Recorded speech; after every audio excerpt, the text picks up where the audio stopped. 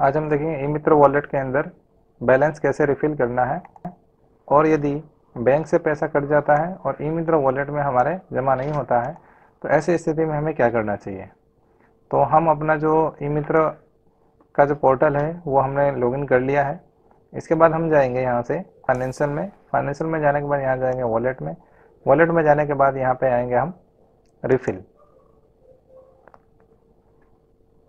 Refill में आने के बाद यहाँ पर हमें मिनिमम 500 रुपये का अमाउंट ऐड करना होता है। 500 से अगर आप कम डालोगे तो यहाँ पर लेगा नहीं। उसके बाद हमें नेट बैंकिंग, एग्रीगेट, यूपीआई और क्यूआर कोड, ये 4 ऑप्शन मिलते हैं हमें पेमेंट डालने के लिए। तो सबसे पहला जो है वो नेट बैंकिंग है। नेट बैंकिंग के द्वारा जब हम इसके अंदर वॉलेट में पैसा डालते हैं तो हमें ये कुछ बैंक के नाम आते हैं, इन बैंक से हम डाल सकते हैं। एग्रीगेट, अगर हमारे पास डेबिट कार्ड या क्रेडिट कार्ड है या नेट बैंकिंग है तो यहाँ से भी हम इन पेमेंट गेटवे का यूज़ करते हुए अमाउंट डाल सकते हैं। थर्ड ऑप्शन जो मिलता है हमें वो यूपीआई का मिलता है। यूपीआई से भी हम पेमेंट इसमें ट्रांसफर कर सकते हैं। फोर्थ ऑप्शन मिलता है हमें क्यूआर कोड, तो फोनपे का क्यूआर कोड मिलता है। क्यूआर कोड स्कैन करके भी हम पेमेंट कर सकते हैं। मैं आपको यूपीआई के थ्रू बता देता हूँ। यहाँ से जाएंगे हम यूपीआई, उसके बाद पे नाउ, यहाँ पर हमें सेलेक्ट करना है फिनाकस और यहाँ पर हमें देना है अपनी वर्चुअल एड्रेस।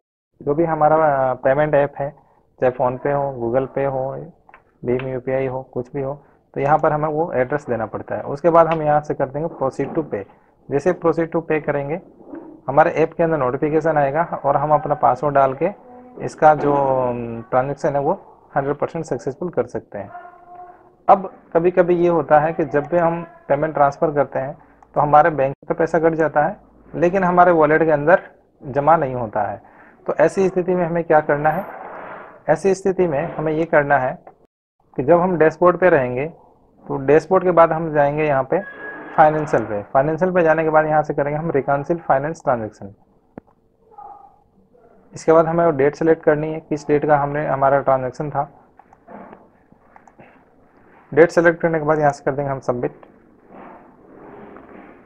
सबमिट करने के बाद यहाँ पर हमें वो सारे ट्रांजेक्शन दिखाएंगे जो हमने आज की डेट में किए हैं। उसके बाद हम क्या करेंगे, यहाँ से सेलेक्ट ऑल करके आई एक्सेप्ट, उसके बाद रिकॉन्सिल ट्रांजेक्शन कर देंगे। उसके बाद हमें एक मैसेज दिखाई देगा, scroll down to view transaction wise reconciliation status. यहाँ से हम नीचे आएंगे।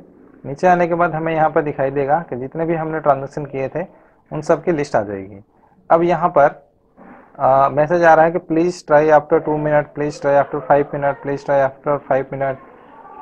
ये फेल्ड का मैसेज आ रहा है, ये भी फेल्ड का ही मैसेज है, ये भी कुछ एरर फेल्ड का मैसेज है। यानी अगर वो सक्सेस हुआ है ट्रांजेक्शन हमारा तो यहाँ पर सक्सेसफुल का मैसेज आ जाएगा, नहीं तो कहेगा इतने मिनट बाद वापस ट्राई करो।